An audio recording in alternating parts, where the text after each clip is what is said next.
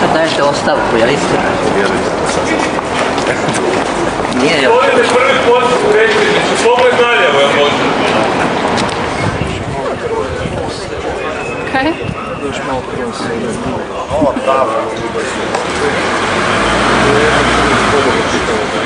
Vlade proračun i poruke predsjednika vlade su vrlo jasne.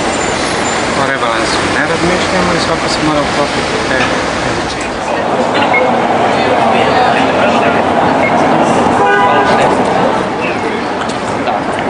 Jasno je to meni samo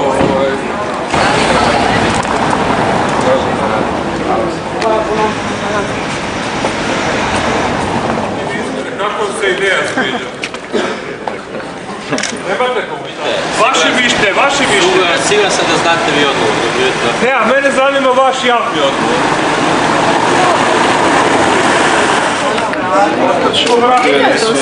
Građanska